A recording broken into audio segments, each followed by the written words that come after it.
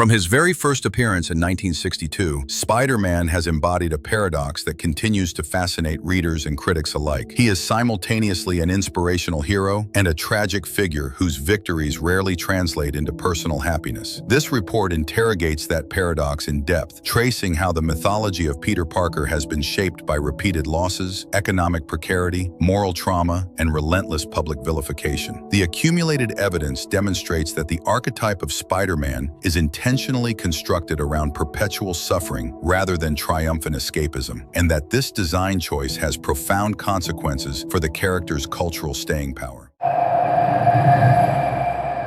Nearly every iteration of the Spider-Man legend begins with the lean, 13-page tale in Amazing Fantasy number 15, a story that breaks form by ending on a note of regret rather than celebration. The adolescent Peter Parker, fresh from a radioactive spider bite, embraces performance gigs for quick cash, and when a television producer's cashier refuses to pay him without legal identification, he storms away in frustration. On his way out, Peter refuses to stop a fleeing burglar because apprehending criminals is police business, a fateful abdication that leads to the murder of his surrogate father, Uncle Ben. The final splash page hinges on a single line, rephrased often but always carrying the idea that great power demands great responsibility, which functions less as a heroic motto than as a lifelong indictment of Peter's earlier selfishness. The tone is unmistakably tragic. Spider-Man's birth occurs in the same instant that Ben Parker dies, fusing the exhilaration of newfound power to an unshakable burden of guilt. The decision to impose such fatalistic stakes on a teenage protagonist diverged sharply from typical superhero origin stories of the early 1960s, which rarely left their heroes permanently scarred by tragedy. Stan Lee and Steve Ditko made Ben Parker a marginal, on-panel presence. He utters only 27 words, yet the plot elevates his absence into a defining psychological presence that haunts every panel of Peter's future adventures. From a structural standpoint, the origin sets the template for a narrative engine driven by remorse. No matter what villains Peter defeats, he can never defeat his own culpability in Uncle Ben's death.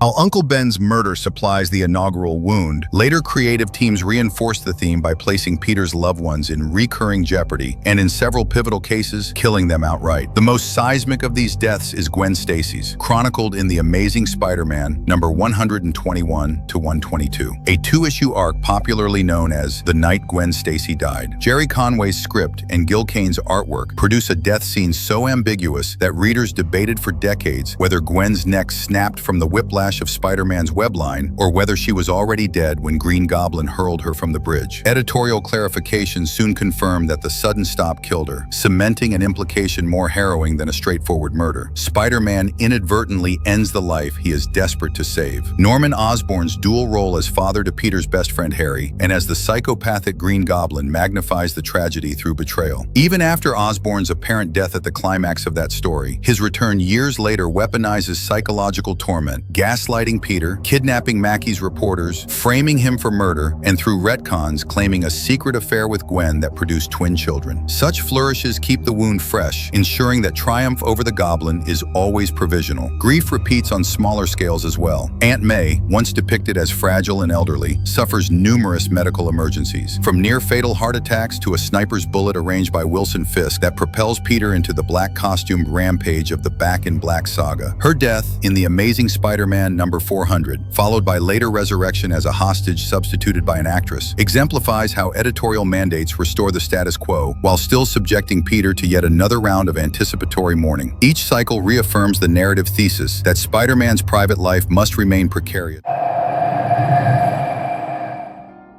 Spider-Man's suffering is not confined to bereavement. Financial instability is baked into Peter Parker's civilian identity from his earliest appearances. In Amazing Spider-Man number 1, he attempts to cash a performance check, only to discover that banks refuse payment to a masked teenager lacking formal identification, a scene that dramatizes the mundane consequences of secret identities. The same issue shows Aunt May pawning her jewelry to pay rent, intensifying Peter's guilt. His later attempts to leverage scientific talent rarely pay off because heroic duties sabotage regular employment, a motif revisited in modern essays that frame Peter's money woes as a deliberate anchor to realism within an increasingly cosmic Marvel universe. Unlike affluent superheroes such as Iron Man or Batman, Peter can scarcely afford rent, let alone a private arsenal. This economic fragility functions thematically. It underscores the cost of altruism in a capitalist society that commodifies heroism unless one can brand it. Even when Peter briefly ascends to corporate wealth, as during the Parker Industries era, retcons swiftly dismantle the fortune, re-impoverishing him to preserve the everyman status central to the mythos.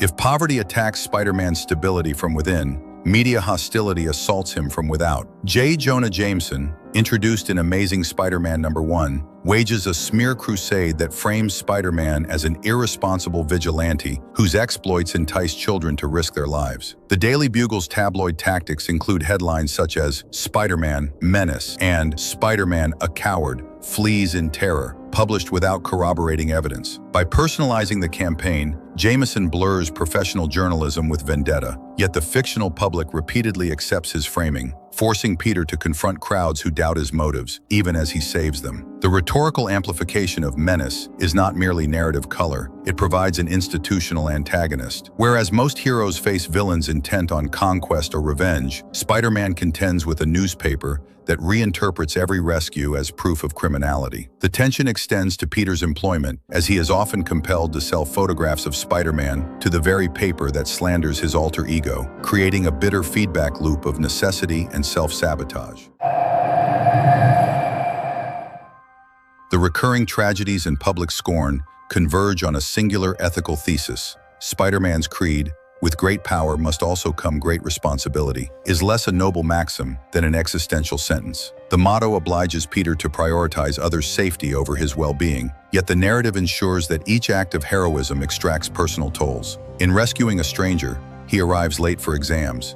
In defeating the Rhino, he misses rent. In hiding his identity, he alienates lovers. The more responsibly he behaves, the more his civilian prospects deteriorate. Philosophically, this dynamic transforms Spider-Man into literature's Sisyphus, forever pushing a boulder of moral debt up a hill of circumstance, knowing it will roll back each time he nears the summit. Granting him reprieve would contradict the founding conceit that heroism entails sacrifice. Such an outlook also explains why editorial direction has repeatedly nullified developments that might grant Peter lasting happiness. This editorial logic mirrors thematic logic. Spider-Man must remain in a state of unresolved tension, old enough to shoulder adult responsibilities, young enough to lack adult stability, forever mourning, forever resilient. Consequently, subsequent arcs like Brand New Day impose fresh financial strains, new romantic misfires, and further public relations crises to reinstate the Sisyphean cycle. Contrasting Spider-Man with contemporaries underscores how unusual his narrative model is. Tony Stark's failures are tempered by infinite resources. Bruce Wayne's trauma is cushioned by billionaire status. Clark Kent's dual life is often a source of comedic relief rather than existential dread. Spider-Man, by comparison, faces opponents as lethal as the Green Goblin, while lacking the support structures that insulate wealthier heroes from collateral damage. This disparity refracts through the reading experience, making Peter's triumphs more modest, yet more emotionally affecting. Readers intuitively sense the greater cost of his victories, which arrive without the guarantee of safety or thanks. Despite the bleakness, the character endures precisely because he does not succumb. Each devastating loss is followed by renewed commitment. After Gwen's death, Peter spares the Green Goblin rather than executing him. After Aunt May's shooting, he risks his freedom to obtain black market medicine before turning himself in to law enforcement. These choices supply catharsis not by erasing suffering, but by reframing it as fuel for altruism. The ongoing cycle thus fulfills two apparently contradictory functions. It satisfies a readership hungry for emotional stakes, and it models resilience in the face of despair.